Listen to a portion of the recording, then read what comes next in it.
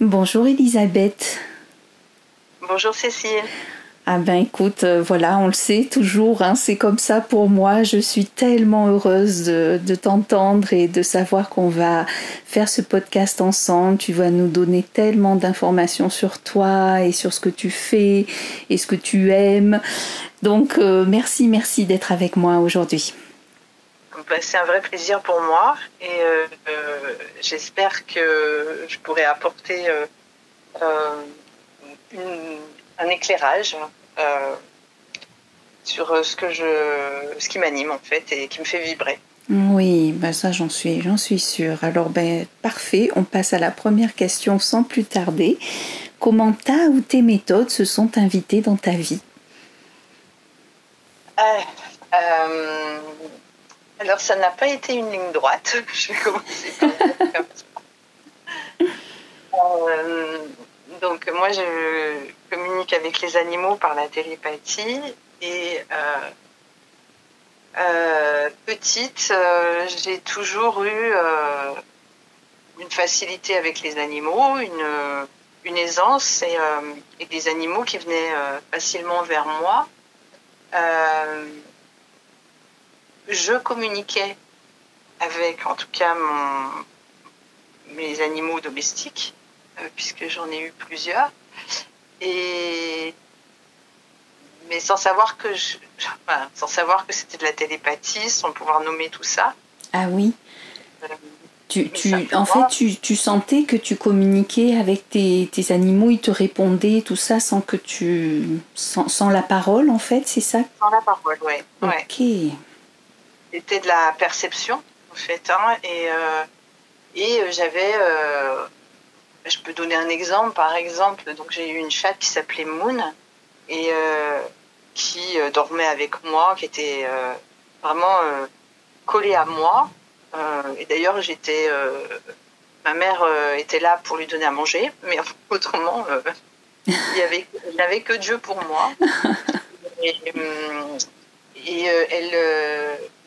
elle, quand elle a fait des portées, la première portée, ma mère n'a pas souhaité la garder. Et quand elle m'a dit que ce qu'elle avait fait, elle s'était débarrassée des qui venaient de naître, des chatons, ça m'a vraiment crevé le cœur. J'ai hurlé. Et la deuxième fois où la chatte a fait ses petits, elle les a fait à l'extérieur, suffisamment loin de la maison pour qu'elle soit tranquille. Et quand ils ont été suffisamment grands, elle est venue me chercher pour que je l'aide à les ramener à la maison. D'accord. Et on se comprenait, je ne peux pas dire autre chose. Elle a aussi fait une portée devant moi, en fait. Donc, je lui tenais la patte. Quelle confiance. Et voilà, et j'étais au collège à ce moment-là. Je ne sais pas exactement quel âge j'avais, mais j'étais au collège. Je me souviens, j'étais malade ce jour-là et elle a fait ses petits sur le canapé, ce qui n'était pas. Voilà, moi je viens d'une famille où en fait c'est très intellectualisé, tout est très intellectualisé et très cartésien. Et donc il n'y avait pas cette place pour ce qui était de l'ordre de la perception. Et je le comprends parfaitement. Hein. C'est un univers qui est différent. Donc en fait, on me reconnaissait un don avec les animaux, parce que ça se voyait. Ils venaient vers moi et j'étais câlin. Même quand on était invité chez des personnes, les chats venaient pas vers volontiers. Moi, ils venaient sur mes genoux et ils s'installaient. Et voilà. Donc et puis après. J'ai pas forcément eu toujours des animaux à la maison, chez moi, pour des raisons diverses, mais j'ai toujours été en contact avec les animaux. C'est vraiment, et la nature, je me ressource dans la nature, je suis bien dans la nature. Et j'ai travaillé dans le médico-social, donc j'ai été dans l'accompagnement de personnes en situation de vulnérabilité. Pour des personnes qui avaient des mesures de curatelle et tutelle. Et j'en parle parce qu'en fait, ça a été une partie du chemin, c'est-à-dire que j'ai cherché à comprendre les relations humaines, parce que venant d'un monde où c'était pas forcément ça qui était privilégié, qui était mis en avant en tout cas. Mes parents étaient humains, hein, mais oui, bien sûr. Oui, mais on a tous on agit dans des domaines différents, hein, c'est sûr. Oui, exactement. Et je me suis retrouvée en situation dans des études de droit, hein, donc vraiment le monde, mon univers éducatif, quoi. Et puis dès la sortie des études, j'étais dans le médico-social. Donc j'avais pas trop de clés en fait dans les relations avec les personnes, surtout des personnes en grande difficulté. C'était pas évident pour moi. Donc j'ai rapidement demandé des formations et ça m'a fait partir sur tout ce qui était communication entre les êtres humains, comment aller au-delà des mots, et en fait j'avais déjà j'avais ma perception de ce qui se passait. Je ressentais en fait en tout cas en partie ce que ressentaient les personnes. Donc ça m'a facilité les choses et en même temps c'était un peu lourd parce que j'ai dû apprendre à pas faire l'éponge. Oui. À pouvoir accompagner tout en restant quand même neutre dans mes réponses et dans ma façon d'être. Donc ça m'a vraiment amené énormément d'indications aussi sur moi, là où j'en étais. Et puis j'ai eu aussi des événements assez douloureux dans ma vie qui m'ont amené sur un chemin de travail personnel, on va le dire comme ça, j'aime pas trop ce terme, mais d'évolution personnelle. Oui. Qui continue, hein. Oui, ça n'arrête jamais. Tout notre chemin ici. Oui, ouais. Et on enlève les couches, voilà. C'est ça. Je parle des feuillages. Je trouve que c'est plus joli. Mais... tu as raison, c'est plus joli que Shrek, oignon avoir couche.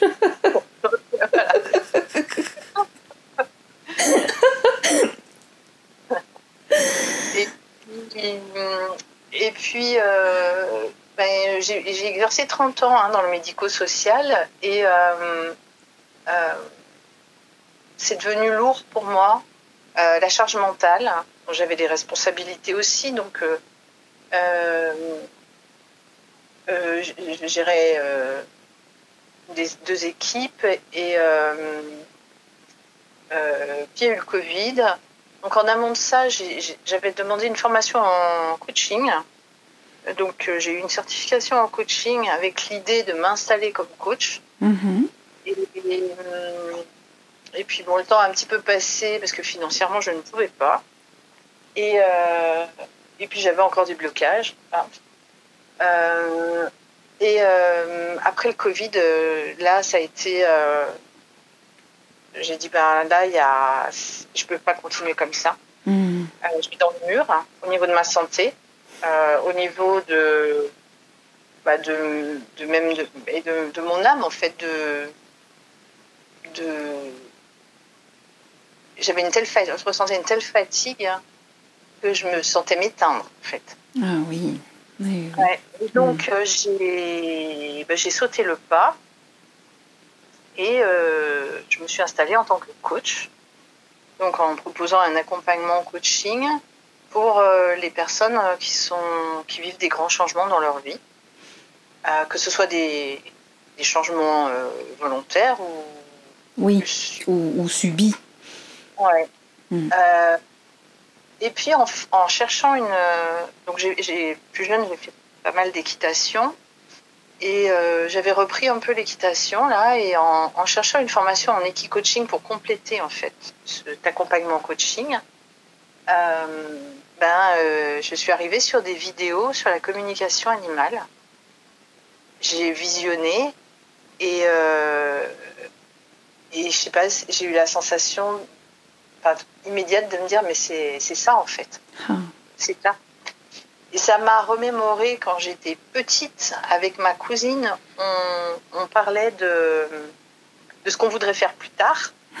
Et on s'imaginait avoir une ferme toutes les deux, avec plein d'animaux, et des gens qui viendraient pour caresser les animaux, pour leur dire bonjour. Enfin, c'était à l'échelle de notre... Oui, mais c'est magnifique. Et, qui leur apporteraient des carottes, des salades. Donc, il y avait toutes sortes d'animaux. Et là, ça m'a fait replonger dans ce rêve, en fait, de petite fille. Donc, j'ai fait un week-end d'initiation à la communication animale. Donc, l'idée étant de se reconnecter à la télépathie. J'en parlerai un peu après, certainement. Et ça a été... il y a eu un avant et un après, en fait. Et je me suis engagée sur le parcours professionnel. Et puis, j'ai été certifiée l'année dernière et je me suis installée comme communicatrice animale. Voilà. Ok. Donc, ça s'est invité. Finalement, ça a toujours été là. Oui, c'est ça. Ça travaillait en souterrain. Voilà. Mais sans le savoir. En fait, c'est par des... j'ai été ramenée sur le chemin. Je le vois comme ça à l'heure actuelle, en tout cas. Oui, c'est sûr. Oui, c'est vraiment se dire l'équipe. Alors, est-ce que tu peux nous dire qu'est-ce que c'est l'équi-coaching? J'en profite là, puisque... Alors, l'équi-coaching, c'est... alors, les chevaux ont une sensibilité. Tous les animaux ont une grande sensibilité, mais les chevaux ont un taux énergétique très élevé et ils perçoivent ce qu'on ressent, nos émotions dans l'état où on est, de façon très intense, très, très poussée. Et le fait d'être en contact avec un chat, ça permet de libérer, pour la personne, ça lui permet de libérer ce qu'elle a, en étant accompagnée bien sûr, mais ça lui permet de libérer simplement rien qu'en regardant un cheval, hein, si elle ne veut pas le toucher, mais ou en le touchant, en le caressant ou en montant dessus, ça lui permet de libérer ses émotions, de l'apaiser. Et c'est pour ça que c'est beaucoup utilisé pour des personnes qui ont des difficultés dans l'expression ou des difficultés à canaliser ce qu'elles ressentent. Mm-hmm. Parce que par cette interaction avec le cheval, il y a des évolutions, mais très intéressantes et qui font vraiment du bien aux personnes. Et les chevaux le font avec amour, comme font tous les animaux. Enfin, ils sont dans une attention naturelle à l'autre. À l'autre. Ouais. Ok, merci. Voilà, parce que moi, je connaissais... Enfin, j'avais une vague idée de l'équi-coaching, donc je me suis dit que peut-être les auditeurs, c'était pareil. Et effectivement, cette immense sensibilité des chevaux est mise à profit pour libérer les charges émotionnelles des personnes qui viennent en équi-coaching, en fait, si j'ai bien compris. Oui, leur permettre d'améliorer leur confiance en eux. Mais imaginons une personne qui a peur des chevaux. Il y en a beaucoup. Hein, oui, c'est un grand animal. Enfin, on se sent tout petit à côté. Et bien, en plusieurs séances, rien que le fait... bon, évidemment, c'est des chevaux paisibles. Hein, c'est pas des chevaux qui ont fougueux, qui ont beaucoup de sang et qui vont ruer ou se manifester sous un... Oui.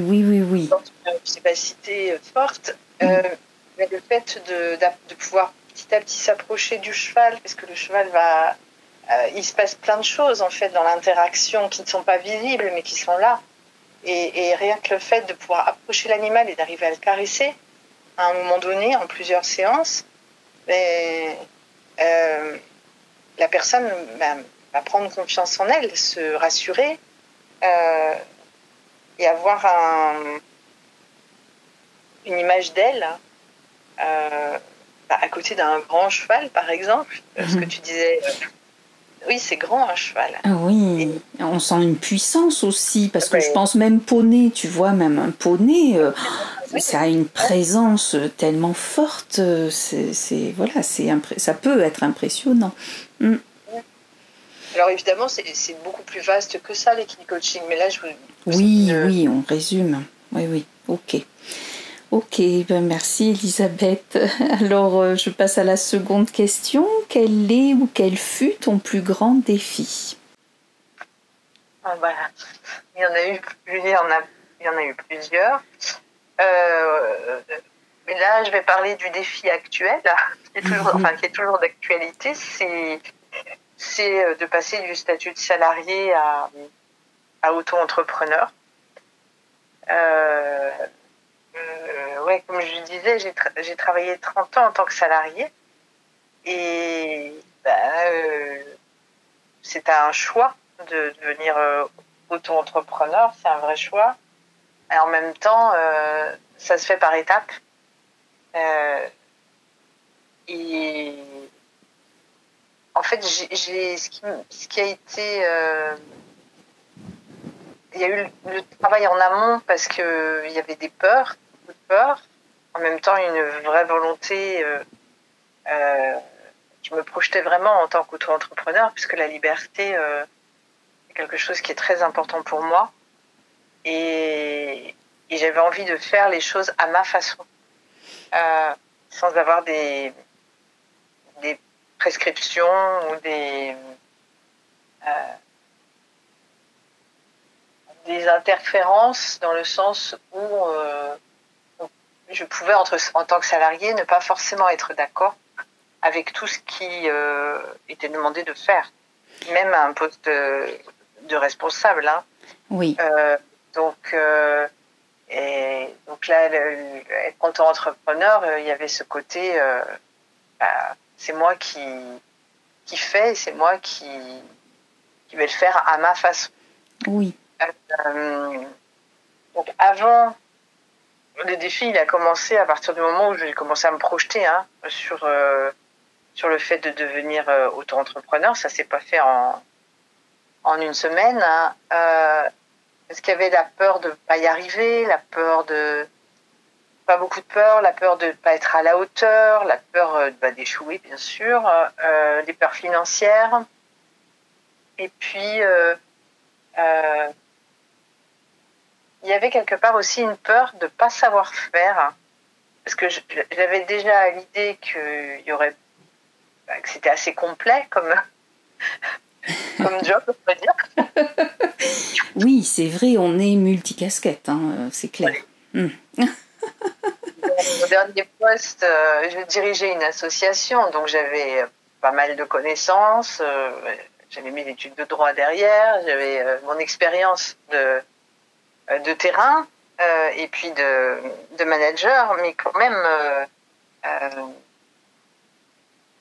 il n'y a personne derrière soi pour dire dans quel ordre faire les choses, parce que quelquefois on peut être quand même guidé, même à des postes de responsabilité, on l'est souvent.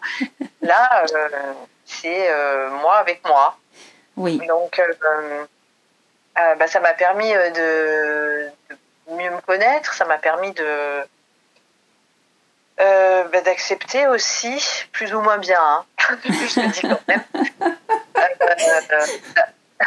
C'est en chemin. Voilà, de les reconnaître, alors ce que je peux dire aussi quand même, c'est que je suis quelqu'un qui a besoin de beaucoup de sécurité. D'accord. Mais vraiment. Oui. Et quand j'étais petite, on m'appelait assurance tout risque. Donc voilà, le chemin a pris du temps, on va dire. Et encore maintenant, les peurs, elles existent, elles sont là, elles font partie du chemin. Simplement, j'ai appris à les relativiser, à mettre en face des éléments objectifs pour pas justement rester dans ces peurs, puis aller chercher qu'est-ce qui fait que je suis animée par des craintes ou par quelquefois en fait c'est comme si j'augmentais le risque qui existe. Donc en fait c'est une discipline pour moi de me dire non, ne va pas dans ce mouvement-là. Ce mouvement il te convient pas. Le mouvement qui est juste pour toi, c'est de dire quel est le risque, de l'évaluer, de mettre en face des éléments objectifs. Oui. Donc je travaille beaucoup avec le papier. Non, mais c'est bien, c'est bien, c'est vraiment des bonnes pistes parce que nos peurs sont tellement irrationnelles qu'il faut en face mettre de la rationalité pour faire baisser un petit peu vraiment tout le discours qui va avec l'irrationalité de la peur. Ah oui, c'est très important. Sinon, on est entraîné dans un tourbillon mental qui est sans fin et qui pollue, qui empêche d'être créatif. Parce que en tant qu'auto-entrepreneur, on a besoin d'être créatif. Ah oui, vraiment. On se renouvelle soi-même, en fait, dans ce qu'on va proposer. Et si on est parasité par trop de pensées, trop de questionnements, trop d'interrogations, la créativité, elle est en sommeil, elle peut pas immerger. L'intuition non plus. Donc moi, je vais souvent me ressourcer dans la nature, dans l'eau aussi, et j'objective le plus possible. Dès que je sens que je pars sur une pente qui est glissante et qui m'amène dans mon mental, je recentre sur, je fais des tableaux, je fais des flèches, je rationalise un peu tout ça. Et ce que je fais aussi, c'est de regarder en arrière le chemin parcouru. Parce que moi, je me suis rendu compte, en tout cas pour moi, que je suis beaucoup dans le moment présent.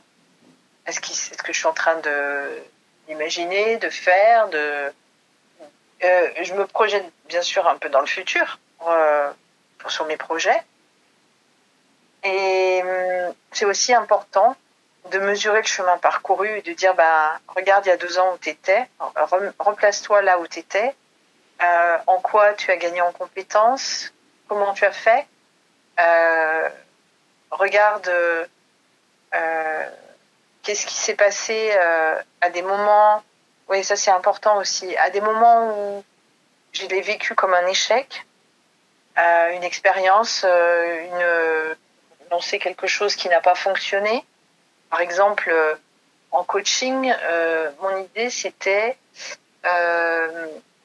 de faire un focus sur les personnes qui vont partir à la retraite. Pour qu'elles préparent leur départ à la retraite, qu'elles préparent l'après. Oui. Et, parce que j'avais lu des chiffres alarmistes sur l'état de santé des personnes après leur retraite, du nombre d'AVC, de crise cardiaque, de dépression. Oui, comme si la vie n'avait plus de sens après, avec cette mise à la retraite. Ouais.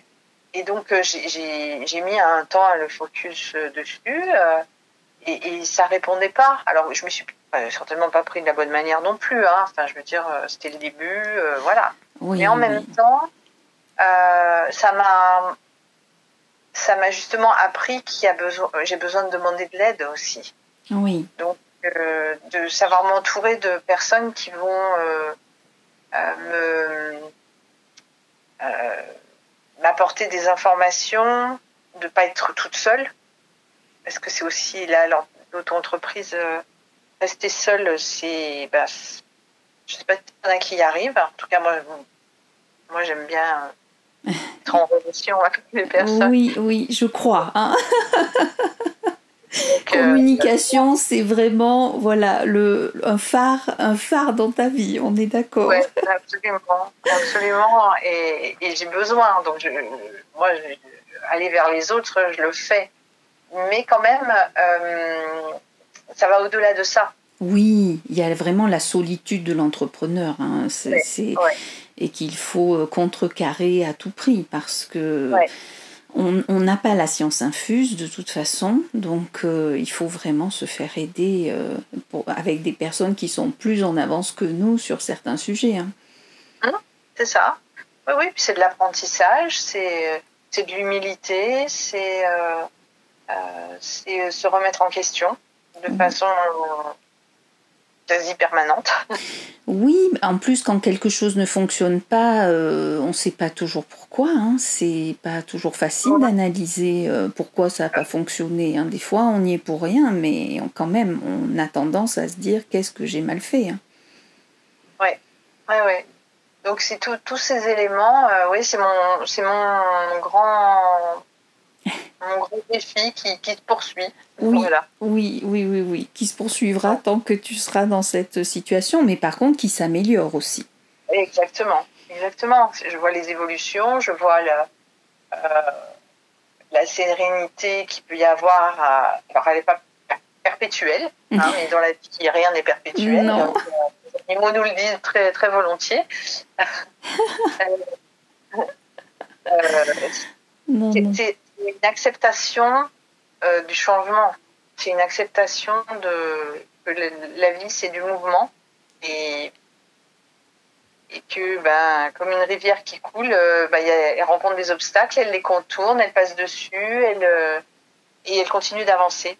Oui, oui. C'est une belle image de l'entrepreneuriat bien vécu et qui est toujours en mouvement. Merci Elisabeth pour ce challenge partagé et sans doute partagé par beaucoup de monde, qui peut-être des personnes qui nous écouteront. Passons à la troisième question. Quelles sont les personnes qui t'inspirent ou t'ont inspiré et pourquoi? Alors, il y a beaucoup de personnes qui m'ont inspiré, qui m'inspirent, mais je voudrais parler de... En fait, souvent, moi, c'est des personnes qui ne sont pas connues qui m'inspirent le plus. Dans leur parcours de vie, j'ai un grand intérêt, ou enfin je sais pas comment le dire, mais en fait sur la résilience. Il y a une admiration permanente sur la capacité à la résilience de l'être humain. Donc il y en a beaucoup, hein, et j'en ai rencontré beaucoup, et je continue, et j'écoute des podcasts, et voilà, ça c'est... Et puis après, en fait, là ce que je voudrais partager, c'est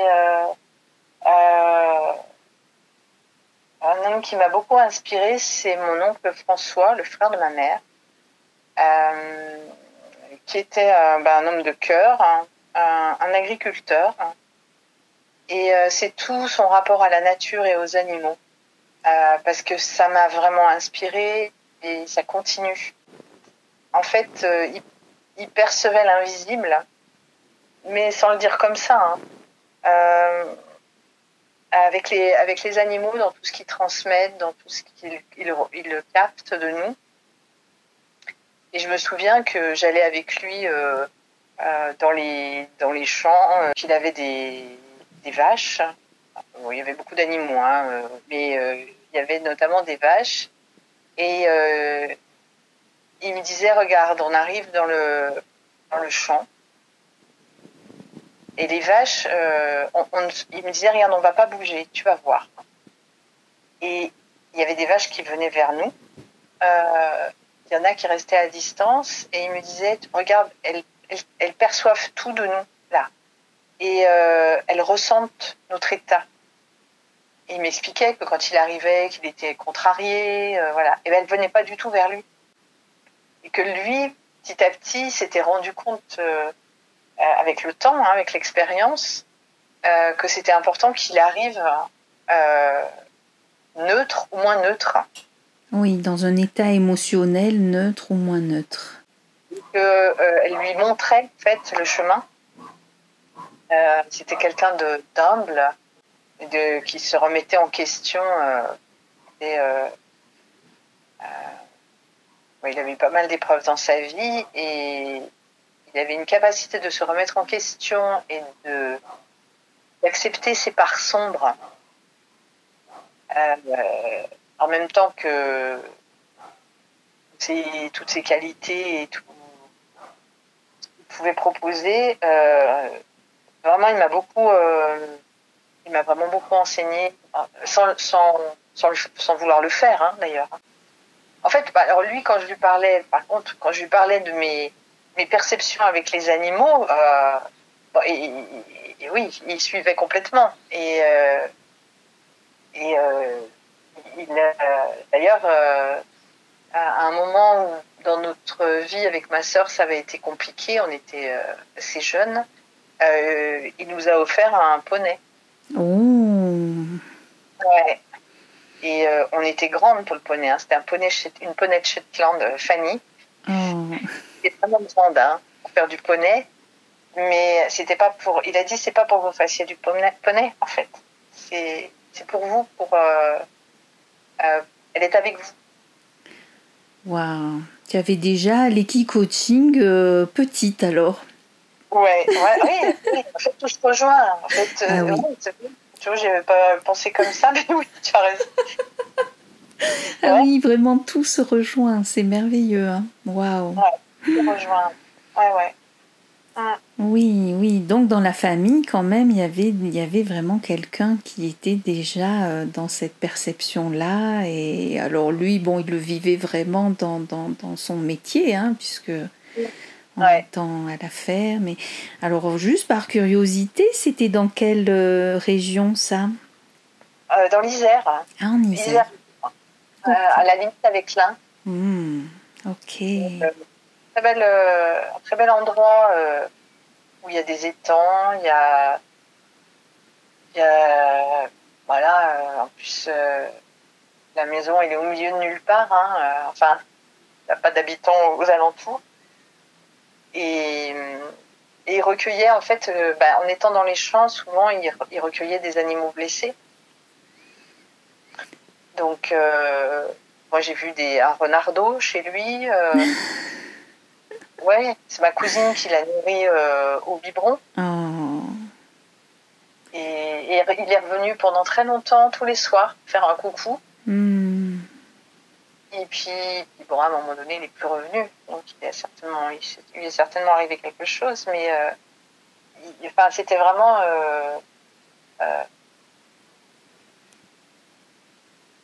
le côté nature, pas nature... les animaux... je sais pas comment dire... Comme tu disais, non domestiqués. Alors oui, il y avait les animaux non domestiqués, mais même avec les animaux domestiques, c'était un respect des animaux. Ils avaient 3 chiens, ils étaient en liberté. Alors c'est vrai que il y avait quand même la route, mais il y avait voilà. De toute façon, il mettait pas la clé. La porte oui, il ne fermait pas la grille, de rien du tout. Il n'y avait pas de grille. Hein. Il n'y avait pas de grille, oui, voilà. C'est clair. Voilà.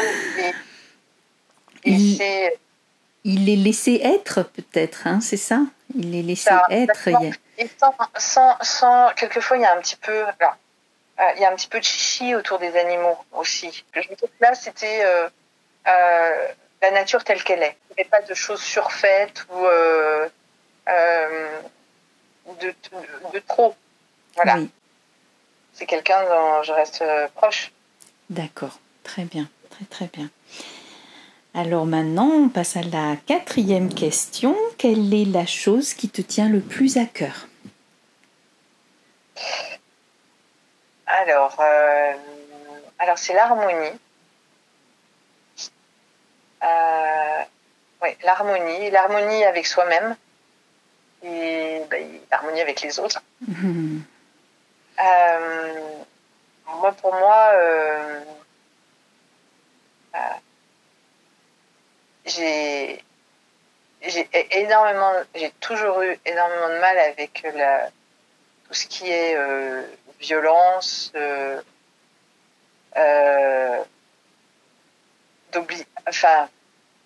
contrainte. qu'il y ait des obligations, oui, mais pour que le monde soit harmonieux, pour on vive dans l'harmonie, c'est d'abord se respecter soi et respecter les autres. Et donc, ça peut pas passer pour moi par autre chose que de la douceur.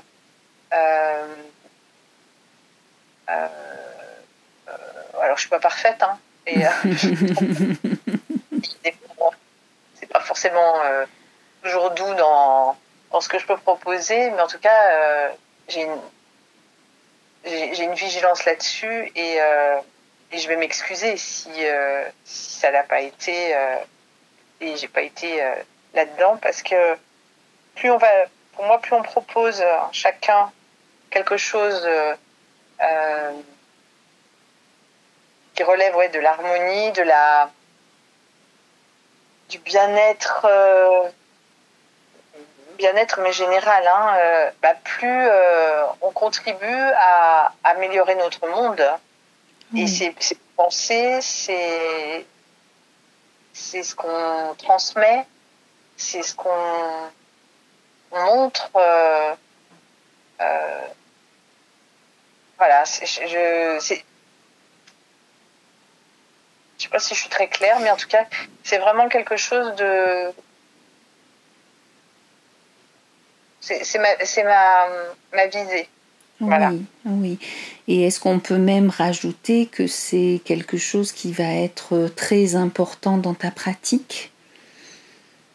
Ah ben, oui. Voilà, essentiel.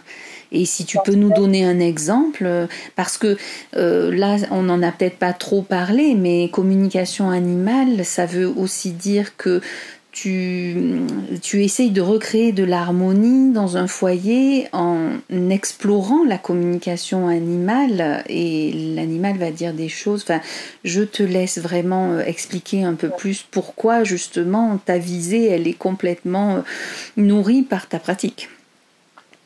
Oui, exactement. Moi, pour moi, mon rôle en communication animale, c'est de permettre aux êtres vivants et même avec des animaux décédés, hein, Oui. de mieux se comprendre, pour mieux vivre ensemble. Et évidemment que ça rejoint l'harmonie, parce que un animal, par exemple, qui a un changement de comportement, il est en train de manifester quelque chose. Donc il manifeste quelque chose à sa façon, parce qu'il n'a pas les mots comme nous pour voilà. Et que nous, souvent, on n'a pas son mode de communication à lui. Donc moi, je suis là pour quelque part rétablir cette communication, transmettre les messages de l'animal et lui demander pour quelles raisons, notamment, il a ce changement de comportement. À partir du moment où l'animal va exprimer ce qui se passe pour lui, ce qu'il veut montrer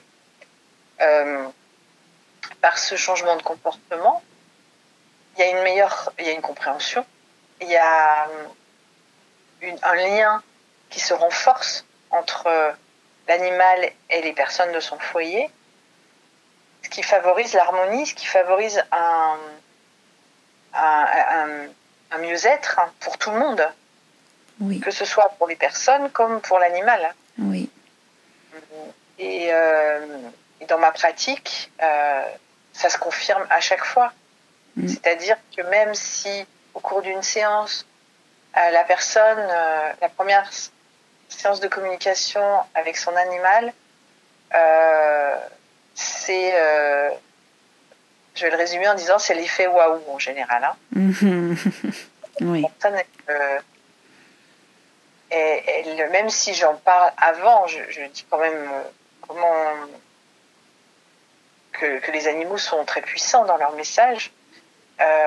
C'est difficile d'imaginer jusqu'à quel point. Oui. Et la première séance, la personne, quelquefois, il lui faut un temps pour intégrer tout ce que l'animal a exprimé et pour intégrer jusqu'où va l'animal dans sa compréhension de qui elle est, de qui il est, jusqu'où il va aller mettre la patte, la plume ou la nageoire sur l'essentiel pour la personne dans le moment présent. Oui. C'est un monde d'amour, parce qu'il n'y a pas de jugement. Et ça aussi, on n'a pas trop l'habitude. Hein. Oui. Et ça fait du bien. Ça fait vraiment du bien d'entendre son animal exprimer des choses et avec juste l'intention que la personne, elle aille mieux. Oui. Oui, parce que ça, c'est toujours l'intention qui est sous-tendue par sa communication, en fait. Hein. Toujours. Oui. Et les animaux, ils ont une capacité de perception qui va très loin et qui est subtile. Je veux dire par là que quand je communique avec un animal à plusieurs reprises dans le temps, je vois, en fonction de ce que là où les personnes ont mis en place, suite à la première communication, l'animal va, pour la deuxième communication, aller un peu plus loin, en fait. Mais là, il s'arrête là, à la limite de ce que peut faire la personne. Ils ont cette perception de nos possibles, de nos potentialités. C'est indéniable. Hein. C'est vérifié. J'ai envie de dire. Vérifié. Tu l'as vérifié. Ouais. Mais à un point tel que ils sont capables de faire passer, si la personne est prête, de l'inconscient au conscient, un élément important de la vie de la personne. Donc, c'est pas à chaque séance, hein, mais voilà, en fonction, et à chaque fois c'est différent. Et à chaque fois, c'est l'animal qui va m'emmener là où il a besoin d'exprimer quelque chose, en lien avec les personnes, parce que spontanément, les animaux, ils parlent des personnes, ils parlent très peu d'eux. Et c'est avec les questions que les personnes ont à leur poser que on va aller éclairer,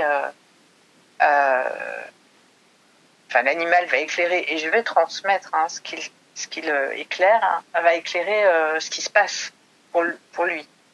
Oui. Et pour la personne. Et pour la personne, bien sûr. Oui. Alors justement, peut-être tu pourrais nous dire concrètement comment ça se passe, puisque les auditeurs connaissent pas forcément ta pratique.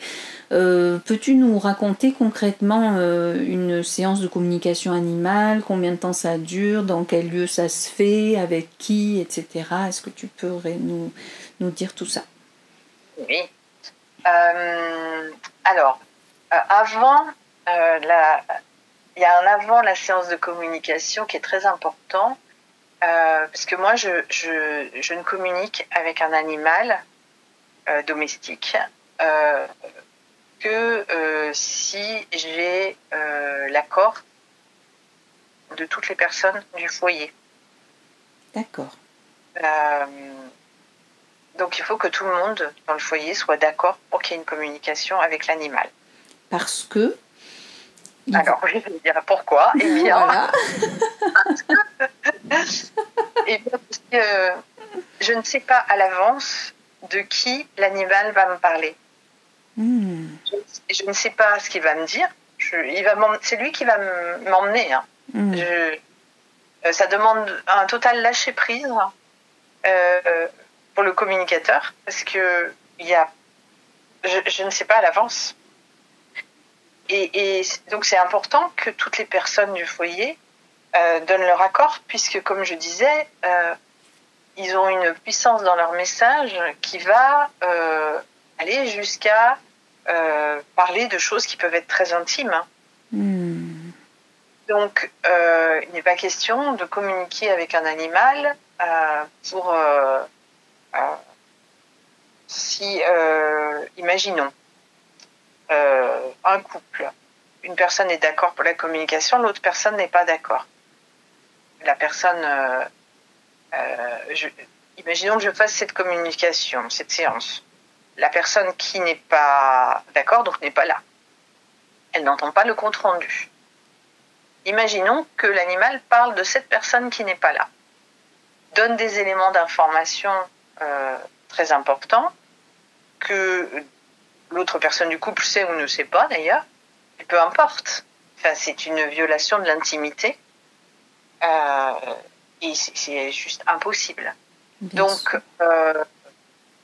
c'est important que toutes les personnes du foyer soient d'accord, qu'elles soient d'accord pour recevoir aussi des messages qui peuvent être forts, qui peuvent émotionnellement remuer, puisque l'animal va essentiellement parler des personnes en première intention. Et moi, l'animal, dans la séance, la première partie, c'est les messages spontanés de l'animal. Je ne lui pose pas de questions. Donc, et donc avant la séance, je m'assure également que les personnes s'engagent à mettre en place tout ce que l'animal va demander pour lui ou pour toutes les personnes du foyer, ou une seule personne du foyer, mais en tout cas, qui a un engagement. Alors, l'engagement, il est important parce que l'animal, s'il s'exprime, derrière, il demande une mise en action. C'est pas... lui, son intention, comme on disait, c'est qu'on aille mieux, qu'on se sente bien. Si il se passe rien derrière, l'animal, il est frustré. Il s'est exprimé et il ne se passe rien. Donc, ça peut déclencher des comportements chez lui, on va dire, inadaptés. Ça peut déclencher une maladie, qui n'est pas question que la communication animale, elle se fasse, puisque c'est pas le but de la communication animale. Le but, c'est vraiment créer ou recréer des liens avec l'animal, renforcer ces liens et que tout le monde se comprenne mieux. Et on vise l'harmonie. Oui. Donc ça, c'est avant la séance. Si toutes les conditions sont réunies, la séance a lieu. Donc je fais des séances à domicile ou à distance en visio. Donc il n'y a pas de limitation. Il me suffit d'une photo, avec une photo de l'animal. Et puis, je communique avec l'animal. Ensuite, je fais le compte-rendu à toutes les personnes du foyer. Donc, toutes les personnes sont là en même temps. Il n'y a pas quelqu'un qui va venir rapporter à l'autre ce qu'il s'est dit, puisque on sait bien que dans la communication, il y a une déperdition des informations, il y a une modification, même pas intentionnelle, mais qui fait que le langage, on s'approprie ce qu'on a entendu, chacun à sa manière. Donc c'est important que tout le monde entende les mêmes choses. Ça a souvent, quand c'est avec plusieurs personnes, ça génère des échanges. Ça lève déjà des incompréhensions ou ça peut soulever des questions. Donc moi, je peux, pendant la séance, retourner vers l'animal, s'il y a des questions complémentaires sur ce qu'il a dit pendant la première partie. Et après, je vais poser à l'animal toutes les questions que les personnes ont pour lui et transmettre leur message à l'animal. Donc ça, c'est fait pendant la séance en direct. Et donc, une séance dure 3 heures, quelquefois plus. Et j'envoie ensuite, dans les 48 heures, un compte-rendu écrit de toute la séance, en fait. Les messages spontanés de l'animal et les questions-réponses, messages et réponses de l'animal. Oui, précisons que en fait tu écris en automatique les messages que tu reçois, que tu perçois, voilà. Oui. Okay. En fait, je suis en écriture automatique et quand j'ai fini la première partie de la séance avec l'animal, c'est-à-dire que j'ai écouté ses ces messages. Donc, je les ai transcrits directement sur une feuille. Je ne suis pas en capacité, il faut que je relise la feuille, hein, parce que j'ai une sensation ou une tonalité générale, mais c'est tout. Oui. J'ai pas le détail. Oui. Donc, je relis la feuille et ensuite, je fais le compte-rendu Enfin, les feuilles en général. Hein, oui, les feuilles, c'est sûr. Il capte tout.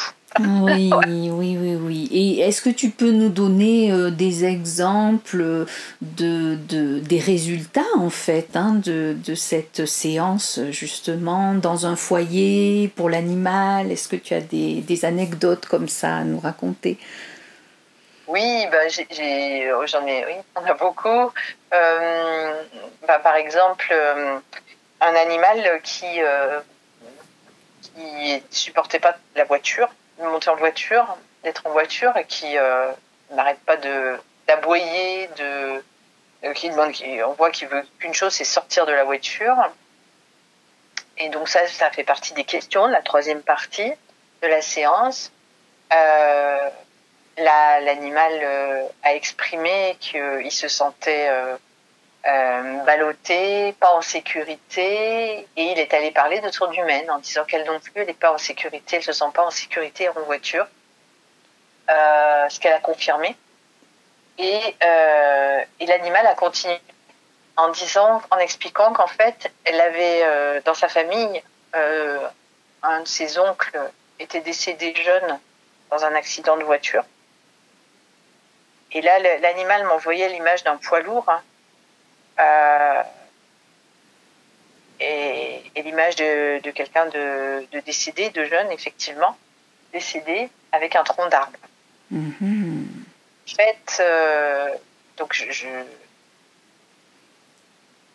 j'ai transmis à la personne, et la personne, là, elle me dit, mais ah oui, mais j'ai un oncle, mais je l'ai jamais connu. Il est décédé il y a très longtemps, et effectivement, il a été percuté par un poids lourd, et sa voiture est allée s'enrouler autour d'un tronc d'arbre.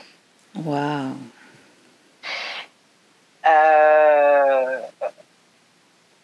Donc le fait que ce soit et elle, alors elle connaissait cette histoire, mais elle l'avait pas reliée à sa propre peur en voiture et ni à la peur de son chien dans la voiture.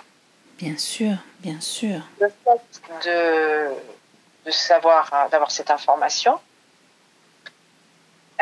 elle a fait je sais plus si c'est une ou deux séances en transgénérationnel pour aller, puisque c'était une histoire dont elle avait connaissance, mais il y avait autour tous les traumatismes vécus par la famille, ce deuil terrible à faire. Et elle a pris ça, en fait. Ça lui a été transmis, en fait. Oui. Puisque n'était pas née quand cet accident a eu lieu. Et oui. Et finalement, donc, ça s'est amélioré, la situation s'est améliorée. Générationnel de et elle a plus peur en voiture. Le chien, tout va bien en voiture. Wow. Il a à être plus tenu, en fait, pour pas être ballotté. Oui. Se sentir plus en sécurité. Ouais. Waouh. Voilà. Merveilleux. En fait, comme un chien qui aboyait tout le temps. Après, le même chien, tous les autres chiens, tout allait bien. Et ce chien-là, pas du tout. Et en fait, il a exprimé que la personne qui a ce chien, sur lequel il aboie, est remplie d'agressivité et de colère, et que lui, il supporte pas ça. Et qu'en fait, il lui aboie dessus pour qu'il passe vite, qu'il parte.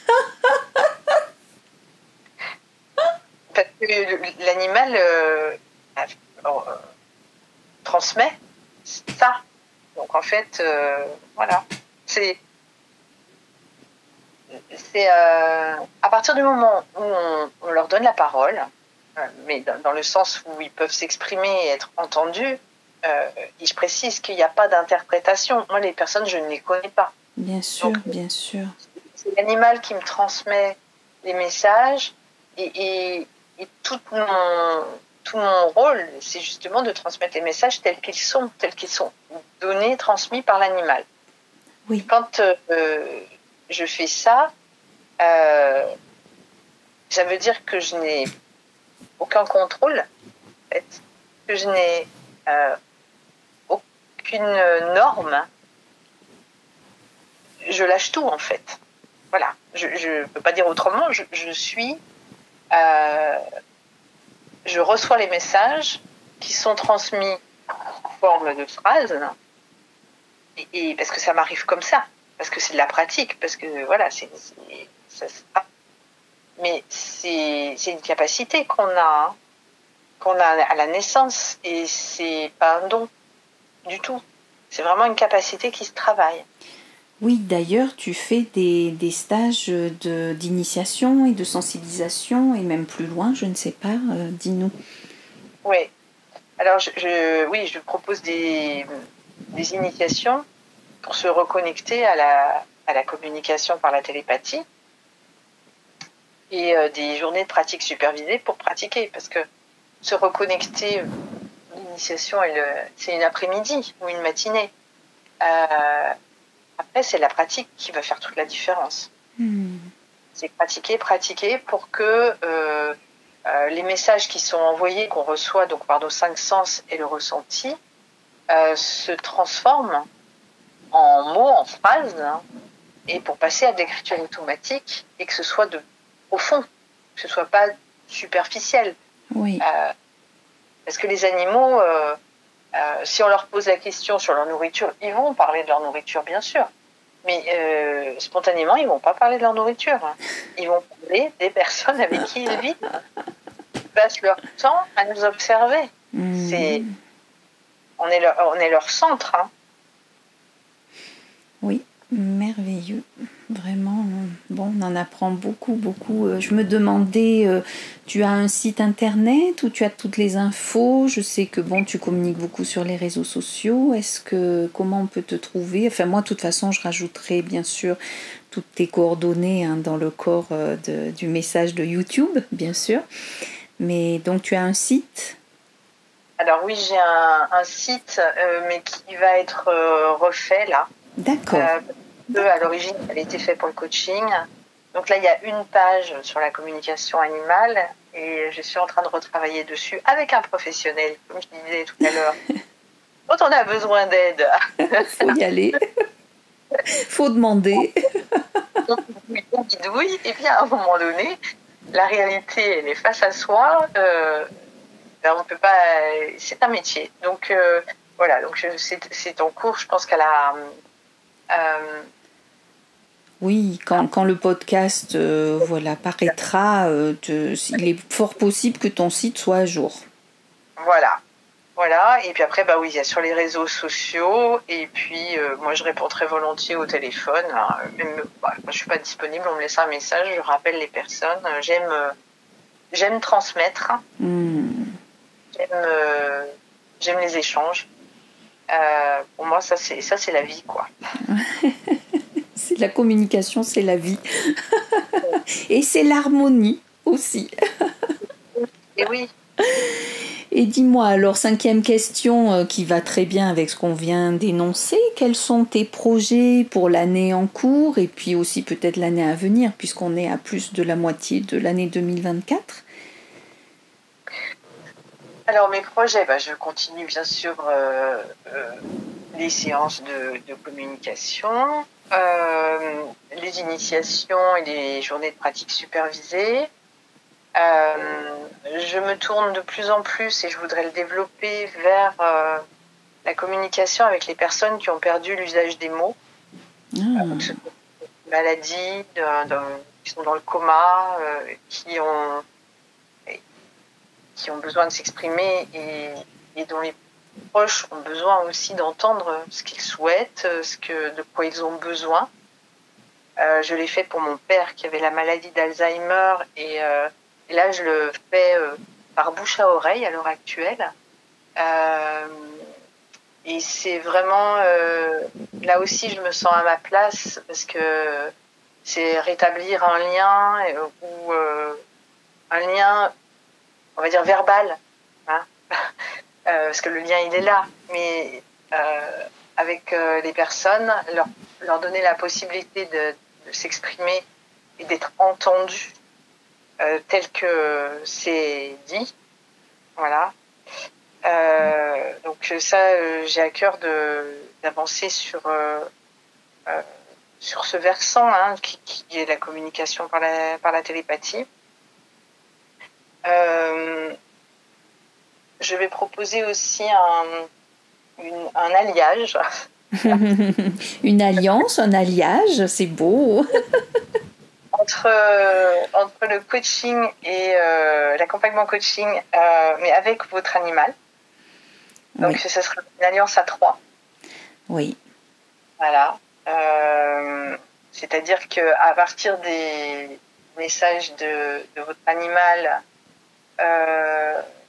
et autant que vous le vouliez, hein, bien sûr, parce que c'est une démarche volontaire, c'est de proposer des séances pour avancer sur ce que l'animal demande à mettre en place.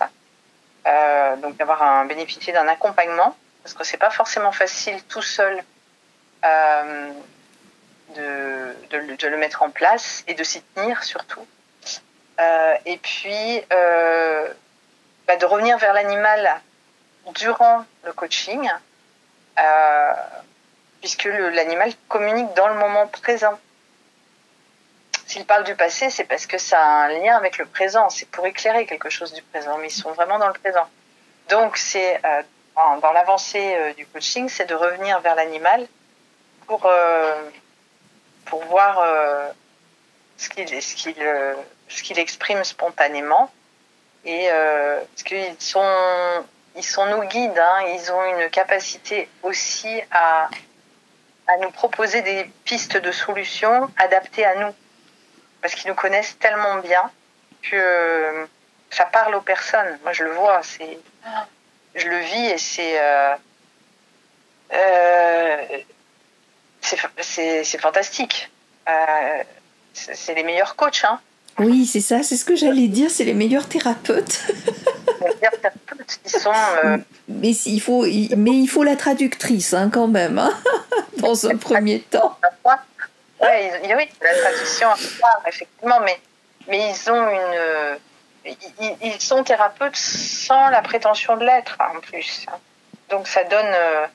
oui, en toute bienveillance, en amour inconditionnel. Exactement. Donc voilà, donc ça c'est... Et dans la même idée, je mets en place une formation complète, enfin, je dis complète dans le sens certifiante en communication animale, donc sur un parcours, hein, et en évolution personnelle. D'accord. Donc à partir des éléments qui reviennent le plus souvent en communication animale, parce qu'il y a quand même des sujets qui reviennent très souvent. Et donc j'ai monté ma formation à partir de leurs messages pour donc c'est une formation de 140 heures. Merveilleux, merveilleux. Ok, de toute façon, voilà, on aura toutes les infos en temps et en heure sur le site, j'imagine. Ah oui, bien sûr, bien sûr. Bien sûr. Parfait, parfait. Oh, merci beaucoup, Elisabeth, pour ce temps avec toi, où c'était tellement profond, et il faut prendre le temps justement d'entrer en relation voilà, avec toi, avec les animaux. Enfin, c'était, oui, vraiment, merci pour ce cadeau de ta présence et de tes paroles. Merci à toi, Cécile, de me laisser m'offrir cette possibilité, parce que ça permet de faire connaître ou peut-être d'amener des questionnements, ou en tout cas c'est très appréciable ton média et ce que tu proposes parce que c'est ce que j'aime, c'est aller au fond des choses. Il y a une surface, mais derrière il y a souvent une forêt, un arbre devant et la forêt derrière. Oui, oui, oui, oui, oui. Et on essaye d'aller à la forêt. Ouais. Oui, oui, bon, oui, voilà, il y a toujours cette sursollicitation, n'est-ce pas, qui est actuelle. Donc, effectivement, creuser en profondeur, ne pas donner que l'arbre. Oui, merci, merci de le souligner, Elisabeth. C'est vraiment, vraiment important pour moi et pour toi. Merci beaucoup. Alors, on continuera, nous, de suivre tes publications écrites et puis de participer à ton webinaire. Oui.